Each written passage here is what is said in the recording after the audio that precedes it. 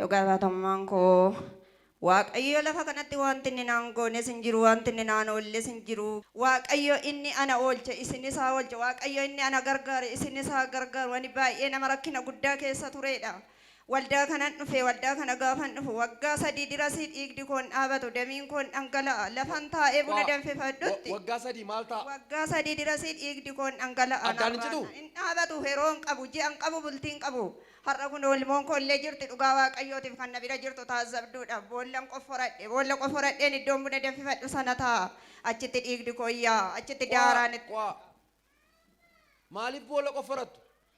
Taa'uun danda'u dhiiga sanaafu. Iddoo sanatti hin copha dhiigdi koonnaan an taa'ee buna danfifadhu. Boolla sanatti copha. Achitti immoo naan achii ka'uudhaan ka'e. Dhiigni sin keessaa cobu? Boollatti copha.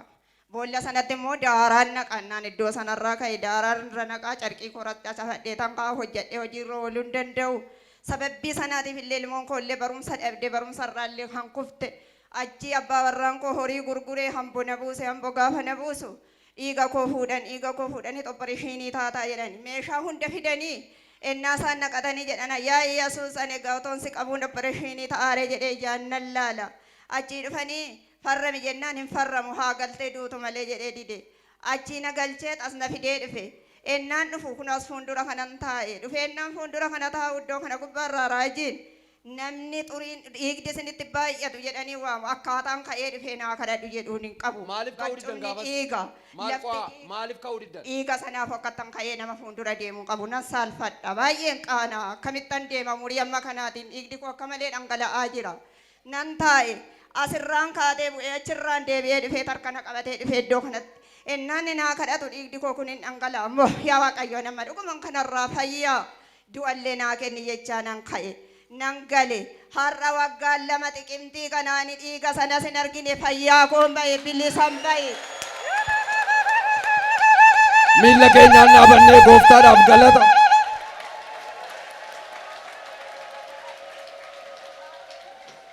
Ilma Waaqayyootiif galata. Ameen ameen ameen isa tarree namaatti nama dabaluu galata galata galata galata.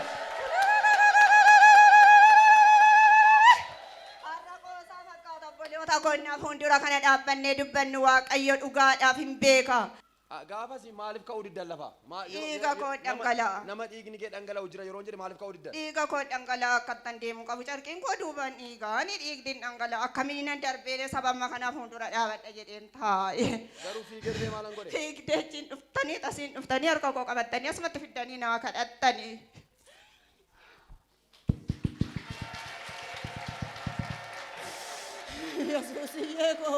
Hin amantu maqaa gooftaa Yesuus Kiristoosiin waan isin rakkisu isin irraa kuteera.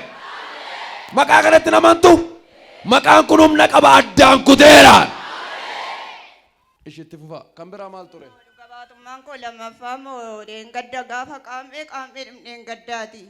Nagaa koo fayyaa koo manaa buna danfifadhee nyaadhee dhugeen tokkummaadhaan waaqeffannaa naan taa'eetuma waaqeffadhu ka'aa ol jedhaadhaan innaan ol jedhu lafti cillimnatti jedhe deebi'een taa'e ammas immoo natti fure. Eessa dhattan gaafas? Waldaan dhaqee achi immoo ka'een ammas immoo dhaabadhee waaqeffadha jedhee nomaa ta'uu dinnaan nan taa'annaan jedhu sabuma fuulduratti lib jedhe.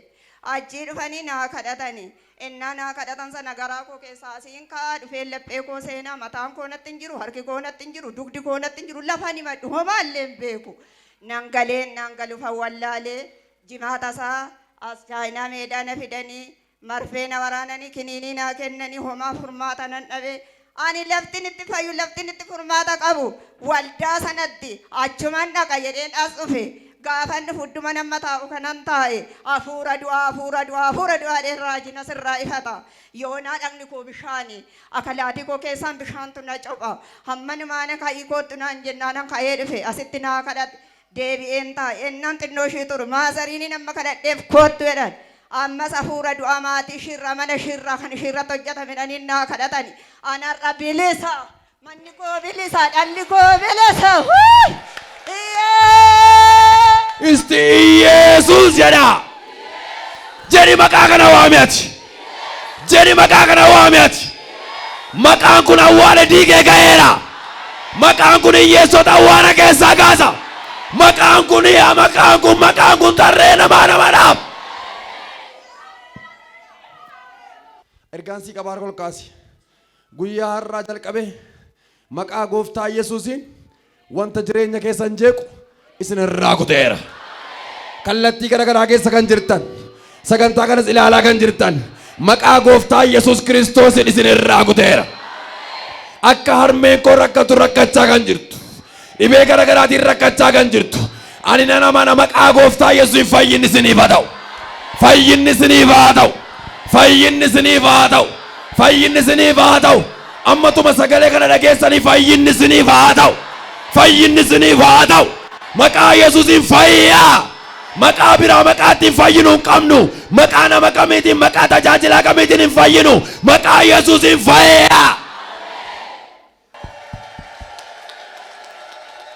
Waggaa 12 lola'ee diinni ishee ogeessonni fayyaa kan beekanii waa'eese amantiidhaan tuttee Yesuusii wayyaasa qaxii irraa kutee fayyisee mucaasa qaxii irraa kutee fayyisee mucaasa humna jabaa qaba humna jabaa qaba humna jabaa qaba wangeelli yajama humna jabaa qaba humna jabaa qaba humna jabaa qaba amantii yajama. Dubartittii isheetti waggaa 12 guutuu dhiigni ishee dhangala'e qabeenya ishee erga fixxee booddee gooftaa wajjin wal agarte gooftaa xuxxe isa tola si fayyise kana gooftaa kanaaf galata laaddooti. Hinxinnaata kaffaltii tokko malee. Ameen ameen ameen ameen ameen. Maqaan kun fayyina keenya. Mee maqaan Yesuus fayyina keenya jedha. Noora gooftaan isin eebbisu.